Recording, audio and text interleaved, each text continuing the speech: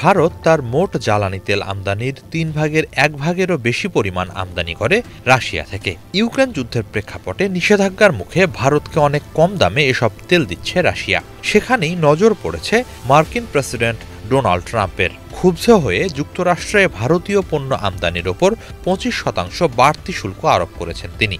আগের 25% আর নতুন 25% মিলিয়ে 50% শুল্কের বিশাল এই বোঝা নিয়ে নাজেহাল অবস্থায় আছে ভারত।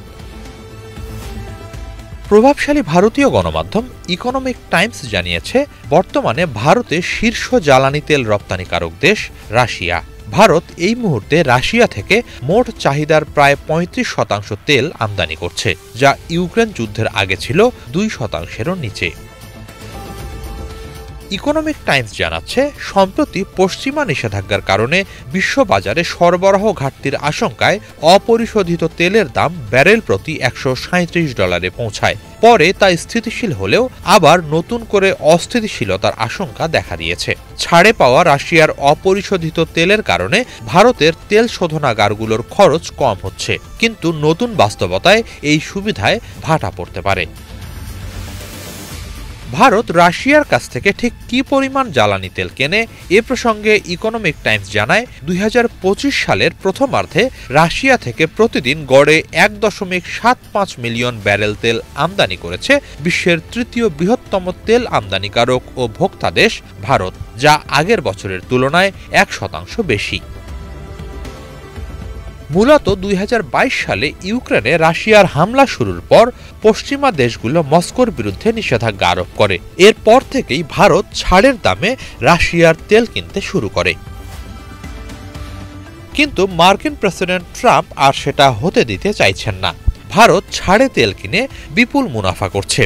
এর জেরে ভারতীয় পণ্যে মোট 50% শুল্ক আরোপ করেছেন তিনি। হুঁশিয়ারি দিয়ে বলেছেন, যদি রাশিয়া যুদ্ধবন্ধে ইউক্রেনের সঙ্গে শান্তি চুক্তিতে পৌঁছাতে ব্যর্থ হয়, তাহলে ভারত, চীন সহ যারাই রাশিয়ার পণ্য কিনবে তারা সবাই নিষেধাজ্ঞার মুখে পড়তে পারে। তবে ভারত এর জবাবে নিজের অর্থনৈতিক প্রয়োজনীয়তা ও রাশিয়ার সঙ্গে দীর্ঘদিনের সম্পর্কের দোহাই দিচ্ছে। তবে তাতে ট্রাম্পের মন গলবে বলে মনে করার কোনো কারণ নেই। যদিও ভারতের রাষ্ট্রায়ত্ত তেল কোম্পানিগুলো আপাতত রাশিয়ার তেল কেনা বন্ধ রেখেছে। এ অবস্থায় যদি মার্কিন নিষেধাজ্ঞার কারণে ভারত রাশিয়ার তেল আমদানি কমাতে বাধ্য হয়, তাহলে বিকল্প কি? এমন প্রশ্ন সামনে আসছে। সেক্ষেত্রে ভারত মধ্যপ্রাচ্য, আফ্রিকা এবং অন্যান্য অঞ্চল থেকে তেল সংগ্রহের দিকে ঝুঁকবে বলে ধারণা করা হচ্ছে। রাশিয়া ছাড়াও ভারত ইরাক থেকে তেল আমদানি করে।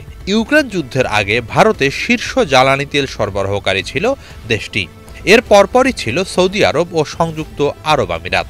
ফলে নতুন বাস্তবতায় আবারও ওই দেশগুলির দ্বারস্থ হতে পারে ভারত। এছাড়া ট্রাম্পের শুল্ক আরোপের হুমকির পর ভারতীয় বেশ কিছু তেল শোধনাগার যুক্তরাষ্ট্র, মধ্যপ্রাচ্য, পশ্চিম আফ্রিকা ও আজারবাইজান থেকে তেল কিনছে।